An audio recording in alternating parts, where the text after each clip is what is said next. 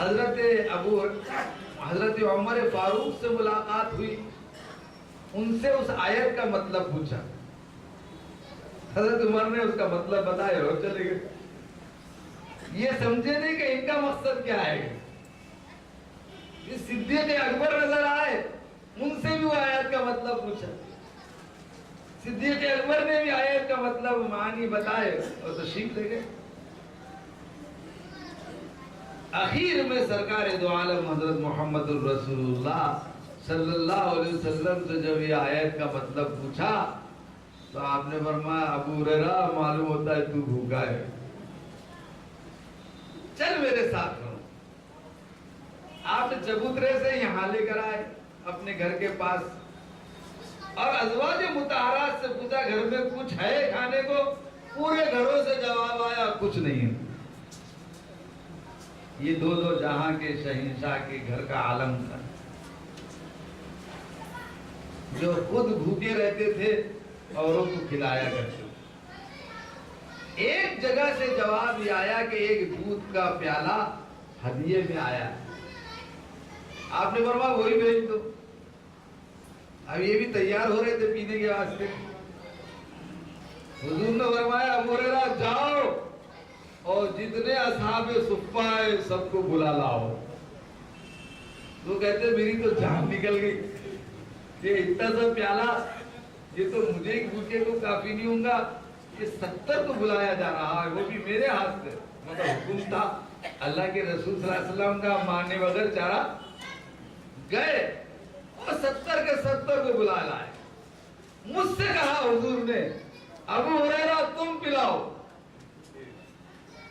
اب بتاؤ ایسا بھوکا آدمی اسی سے کہا جا رہا ہے کہ تم پر. وہ ایک ایک کو پلاتے اور دیکھتے پیالہ تو دودھ اتنا ہی، دوسرے کو پلایا، تیسرے کو پلایا، چوتھے کو پلایا، 70 کو پلایا. دودھ جتنا تھا پیالے میں اتنا ہی. یہ معجزہ تھا جناب نبی کریم صلی اللہ علیہ وسلم. آخر میں مجھ سے کہا ابو ہریرہ تو پی لے. میں نے پیا. فرمایا اور پی لے. میں نے اور پیا. کہا اور پی. کہا کہ حضور یہاں تک آ گیا آپ پیے نہیں جاتے. جو بچا ہوا دودھ تھا پھر حضور نے اس کو ختم کر دیا، نوش فرما دیا. تو یہ اصحاب صفہ تھے جو میں نے بیٹھتے ہی آیت پڑھی قرآن کی، یہ انہی کے بارے میں آتی. سورہ بقرہ میں ہے لِلْفُقَرَاءِ الَّذِينَ اُحْصِرُوا فِي سَبِيلِ اللَّهِ کہ زکوٰۃ کا مال بھی ان محتاجوں کو ہے جو علم حاصل کرنے کے لیے اللہ کے راستے میں روک دیے گئے. لَا يَسْتَطِيعُونَ ضَرْبًا فِي الْأَرْضِ زمین میں وہ سفر کرنے کی طاقت نہیں رکھتے. يَحْسَبُهُمُ الْجَاهِلُ أَغْنِيَاءَ مِنَ التَّعَفُّفِ اس خودداری اور شان سے رہتے ہیں کہ لوگ ان غریبی کے باوجود ان کو مالدار سمجھتے ہیں پاک دامنی کی وجہ سے. لا يسألون الناس إلحافا لوگوں سے نہیں مانگتے وہ زبردستی. تو زکوٰۃ ان کو بھی دو قرآن نے کہا جو مانگتے نہیں. تو یہ اصحاب صفہ کے چبوترے پر آپ کو جا کر کیا کرنا ہے؟ وہاں بیٹھ کر تھوڑا قرآن پڑھو، 2 رکعت نماز پڑھو اور دعا کرو گڑ گڑا کر کہ اللہ مجھے بھی علم عطا فرما دے، علم نافع، علوم قرآن کا، نبوت کا. تیرے صحابہ نے جو علم حاصل کیا وہ علم میری اولاد کو بھی علم سے نواز دے، میرے خاندان کو علم سے نواز دے، تاکہ صفہ والوں میں میرا بھی شمار ہو جائے. میں جو بیٹھا ہوں 2 منٹ آ کر رڑ دو گے اللہ سے مانگیں.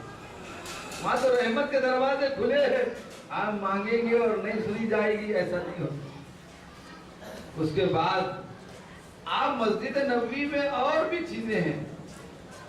مسجد نبوی میں ستون کے اوپر ایک لائن میں آپ کو سنہری سپٹیاں ملے گی، نیچے 5 اور اوپر 5 اور بیچ میں پھول بنا ہوا رہے گا ستون پر. ایل ٹائپ ستون رہیں گے، یعنی ایسا جا کر ایسے باقی ستونوں پر وہ نشان نہیں ہوگا، ایل ٹائپ پر ہوگا. تو یہ نشانی اس بات کی کہ حضور کے زمانے میں چھت والا حصہ یہی تھا مستقبل. اس کے بعد لیفٹ سائڈ کو حیال الصلاح کی طرف آپ کی سیدھے ہاتھ پر، میرے بائیں ہاتھ ایک لائن سیدھی چلے گئی ہے اور اس کے آخر میں ٹاپ پر لکھا ہوا ہے ھذا حد مسجد النبی صلی اللہ علیہ وسلم. سنے رہی اوپر کہ نبی کریم صلی اللہ علیہ وسلم کی مسجد کا ایریا تھا، کھلا ایریا، صحن تھا، چھت والا حصہ تھا، اس کے بعد کھلا حصہ. یہ چیزیں بھی آپ مارک کر سکتے، لیکن اکیلے اکیلے. دو تین اگر دیکھیں تو سنتی بولتا ہے تم یہاں بیٹھ جاؤ، زیادہ نہیں سنے تو پھر وہ ساتھ لے کے چلے جاؤ. اس لیے یہ چیزیں دیکھنے میں زیادہ لوگ جمع نہ ہو. اس کے علاوہ وہاں اور بھی بہت سی نشانیاں ہیں.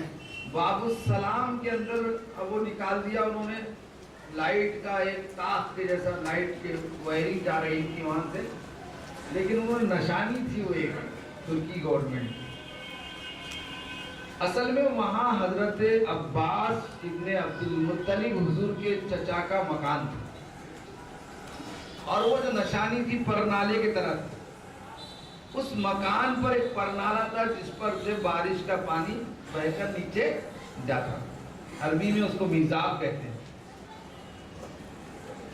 تو وہاں جب بارش ہونے لگی بعد میں تو اس سے جو پانی گرتا مسجد نبوی کی طرف آتا تھا، جس سے مسلمانوں کو، مقتدیوں کو، مصلیان کرام کو تکلیف.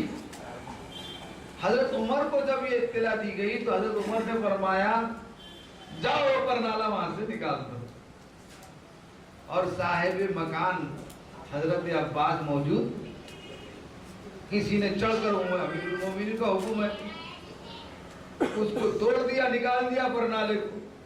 دیواریں ہوئی بازو بازو کی متاثر ہوئی. حضرت عباس تشریف لائے، دیکھا کہ یہ میرے گھر کا حال ہو گیا. کسی نے پرنالا نکالا، تحقیق کی تو معلوم ہوا امیر المومنین فاروق اعظم کے حکم سے ہوا. وہ تو پوری امت کے چچا تھے، حضور کے چچا. فوراً پہنچے فاروق اعظم کے پاس، کہا کہ کیوں میری غیر موجودگی میں آپ نے یہ آرڈر دیا اور پرنالا وہاں سے نکلوا دیا؟ فرمایا چچا جان، مسلمانوں کو بہت تکلیف پہنچ رہی تھی. وہاں کا پانی آ کر راستے میں جو نمازیوں کو تکلیف دے رہا تھا، اس تکلیف سے بچنے کے لیے میں نے یہ حکم دیا اور میرا کوئی مقصد. فرمایا عباس ابن عبد المطلب نے کہ اے عمر، میں بھی جانتا تھا اس بات، لیکن میری ہمت اس لیے نہیں ہوتی تھی کہ یہ پرنالا جناب نبی کریم صلی اللہ علیہ وسلم نے اپنے ہاتھوں سے وہاں لگایا تھا، اس لیے میری نکالنے. حضرت عمر نے کہا چچا جان آپ میری پیٹھ پر بیٹھ جائیے اور وہ پرنالا وہاں پھر سے لگا دیجیے.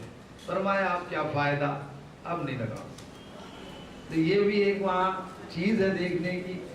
اس کے علاوہ اور بھی بہت سی نشانیاں اس حرم کے اندر موجود ہیں، لیکن اب آپ کو میں وہ باریک باتیں بتاؤں گا تو ہر بات مدینے کی اہم اور باتیں رہ جائیں گی. اس لیے مدینے کے شہر میں آئیے، مسجد نبوی سے نکل کر دعا پڑھ کے اللہم انی اسألک من فضلک ورحمتک. داخل ہوتے ہوئے ابواب رحمتک پڑھے تھے، اللہم افتح لی ابواب رحمتک. نکلتے وقت یہ دعا پڑھیں گے اللہم انی اسألک من فضلک، تیرا فضل اور رحمت چاہتا ہوں، روزی میں برکت چاہتا ہوں. فضل کے معنی یہ آپ سب روز آنا وہاں فجر کے بعد اور عصر کے بعد. ڈرائیور گاڑیاں ہر قسم کی گاڑیاں لے کر کھڑے رہتے ہیں، 4 آدمی والی بھی، 6 آدمی، 8 10 12 50 25 100 200. اور کیا کہتے ہیں زیارہ زیارہ زیارہ فی 10 ریال، آواز لگاتے رہتے ہیں. یعنی 10 ریال میں آپ کو جتنے تاریخی مقامات ہیں اس کی زیارت کرا دیں. آپ ایک دن پہلے پلان کیجئے کہ کون کون لوگ جائیں گے. اپنے کمرے کا کوئی آدمی نہ چھوٹے، کوئی ایسا بزرگ نہ چھوٹے جو بعد میں دیکھ نہ سکتا ہو. ایسی ایسا بھی ہوتا ہے کہ بعض وقت کمرے پر بھی آ کے ٹریولز والے آپ سے بات چیت کرتے ہیں کہ بھئی ہماری گاڑی ہے، اگر آپ بولے تو فلاں وقت پہ فلاں جگہ رہے گی یا یہاں لے کر آ جاؤں. بہرحال وہ فی کس 10 ریال یا اس سے کم، تھوڑا عام طور پہ 10 ریال ہی لیتے ہیں. اب وہ جب لے جاتے ہیں زیارت کو تو سب سے پہلے زیارت کرواتے ہیں وہ احد پہاڑ. احد پہاڑ یہ اسلامی تاریخ میں شجاعت اور بہادری کا نشان ہے. کسی نے کہا احد پہاڑ نے لغت کو شجاعت کا لفظ دیا. یہ احد پہاڑ ہے جو آپ کو نظر آ رہا ہے، اور اس پہ بڑی عجیب کلر رنگ ہے، ایسا لگتا ہے سرخ ہے تھوڑا سا، کہ ان شہیدوں کا خون کا جھلک آپ ابھی بھی محسوس کر رہے ہیں. اور پورا ایک لمبا سلسلہ ہے. اس احد پہاڑ کے دامن میں اسلام کی دوسری جنگ غزوہ احد ہوئی تھی سن 3 ہجری میں. مسجد نبوی سے 6 کلومیٹر کا فاصلہ ہے، 10 منٹ سے بھی کم میں پہنچ جاتے ہیں. وہاں کی گاڑیاں اور وہاں کے راستوں کا کیا کہنا ہے. آپ جیسے ہی وہاں پہنچیں گے تو آپ اسلام کی تاریخ میں حضور اکرم صلی اللہ علیہ وسلم کی ہجرت کے 3رے سال پہنچ جائیں گے، جب کفار و مشرکین مکہ نے غزوہ بدر کا انتقام لینے کے لیے پھر مسلمانوں پر لشکر کشی کا ارادہ کیا. حضور اکرم صلی اللہ علیہ وسلم نے بھی صحابہ سے مشورہ کیا.